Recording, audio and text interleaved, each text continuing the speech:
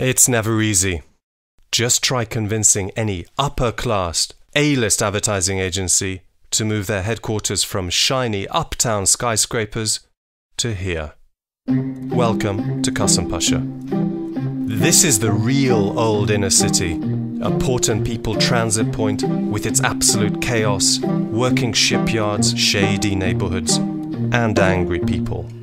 If we could somehow manage to bring these people to their new offices and make them feel as if they belong here, we would be beginning an architectural transformation that would progressively filter to the surrounding area. But make no mistake, this is an implantation of quality architecture into an otherwise scrappy and modest part of the city. We could even consider it a kind of genetic implant.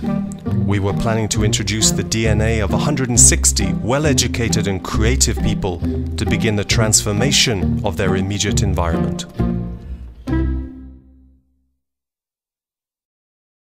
The old insurance maps about this location were the oldest data we could get.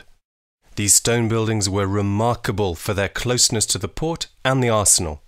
It was a challenge to convince the young employees to move from an organized uptown, the established business district, to this new location.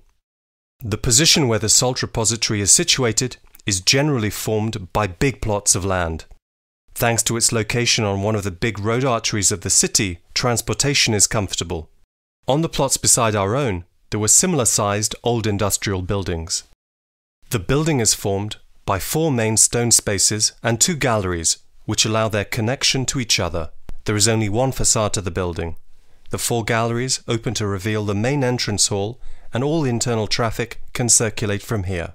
On the opposite side, there is a backyard, which has been made available for use after excavation. We started designing the completely ruined building in November 2008. In February 2009, the construction started. After 5 months, at the end of August, the agency had started to operate in their new offices. All the construction work, as well as the interior design and furniture we included, was realized within a budget of $3.2 million. The main idea was to keep the original stone walls and to restore the parts that had lost their original look and texture. When renovation work started, all the stone walls were washed with high-pressure air and water, all the joints were renewed with state-of-the-art chemical compounds, and also coated with non-color protectants.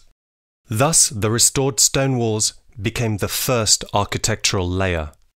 The second main architectural element from the existing structure were the steel roof beams. Constructed at the end of the 1950s, they had to be reinforced while in situ. They were completely painted in white, and so we had our second visual layer. As we did not have the possibility to have direct daylight apart from that entering via the entrance facade, we used the roof skylights to provide some additional daylight into the working spaces. Planning the space according to the contemporary needs of an international advertising agency, containing its various subsidiary companies and numerous interconnected office spaces, was not a simple task. We needed to consider the need for constant movement to allow inter-office communication, as well as close proximity for the branches working most closely together. All the passageways were planned around existing arches and empty spaces. All the different spaces were tailored to meet the needs of the various specific functions that each department or company fulfills. Taken together, these separate units link within a greater company structure, creating a powerful organic as well as visual relationship. All the slabs, walkways and bridges of the new building were forged using steel and glass. These textural elements became the third and final visual layer, emphasized with a dark grey color.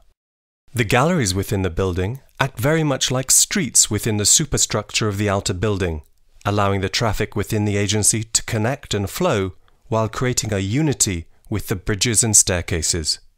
They also help as a conduit for allowing people to meet and greet each other and create a more social atmosphere. The reception desk in the entrance is designed with a double layer of glass filled with different types of salt. On the wall behind, the Turkish artist Ebru Yilmaz created a wooden installation serving as a greeting to those who enter. The broad entrance hall, with its enlarged rectangular plan, is defined by the two towers of meeting rooms that mark its edges. This space also serves as a welcoming area. One of the four main areas is reserved as a multi-purpose hall for different kinds of activities such as conferences, meetings, parties, and concerts. This multifunctional aspect is intentionally emphasized by the slightly theatrical stand-like staircase. Finally, the existing facade was also preserved unchanged, while the entrance gate was renovated in a fitting contemporary style. As soon as the building was completed, we were delighted and a little surprised to quickly see subtle changes in the immediate neighborhood around the Tuzambari.